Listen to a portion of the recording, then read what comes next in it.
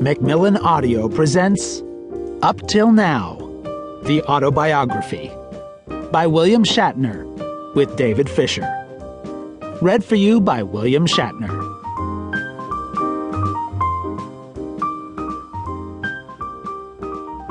This is Chapter 1. I was going to begin my autobiography this way. Call me Captain James T. Kirk, or Sergeant T.J. Hooker, or Denny Crane, or Twilight Zone plane passenger Bob Wilson, or the Big Giant Head, or Henry V, or the Priceline Negotiator, or... Well, that's the problem, isn't it? I've been a working actor for more than a half a century, and I've played so many different roles on the stage, on television, and the movies that it would be impossible to focus on just one of them. Besides, my career as an actor is only part of my story, so I realized I couldn't begin this book that way. Then I decided I was going to start this book by telling the story of my memorable meeting with Koko the gorilla.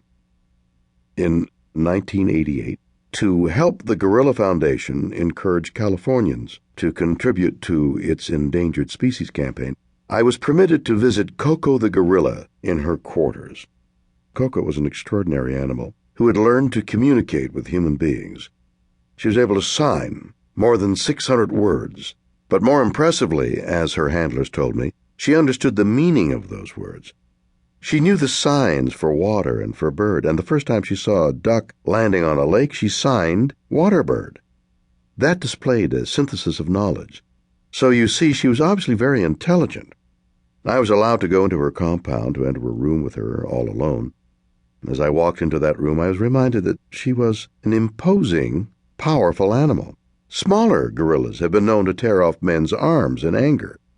I'm not often afraid, but truthfully, I was frightened.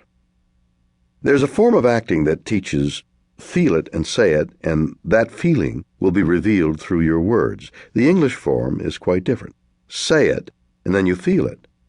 To deal with my fear of this magnificent animal, as I got closer and closer to her, I found myself saying, "I love you, Koko, I love you." I said it earnestly and honestly, and I looked directly in her eyes as I spoke. I crouched over a little to show submission, moving forward rather than backward to show I was not afraid. Over and over I repeated, "I love you, Koko, I love you." And as I said it, I began to feel that love. Finally, I stopped directly in front of her and looked into her deep brown eyes, and I saw her furrowed brow and her enormous hands. "I love you, Koko."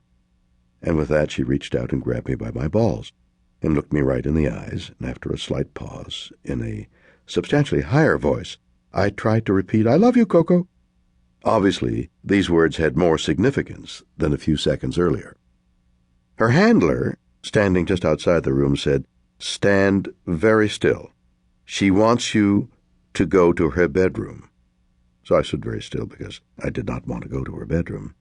I think it's fair to say that few people in history have ever stood as still as I did at that moment. Meanwhile, in the adjoining compound, a young gorilla, who they hoped would mate with Koko, was pounding on the door like a jealous husband. There I was, caught in the eternal triangle, with the gorilla holding on to my rapidly shrinking scrotum. Eventually she got bored.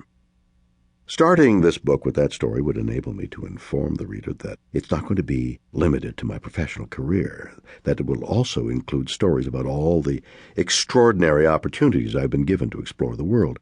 I'd discuss all the amazing experiences I've had, from that dark night in Africa when I pursued a wild elephant, to the afternoon a helicopter left me more alone than I've ever been in my life on top of a 20,000-foot high glacier, and even to that memorable moment when I saw aliens in the desert.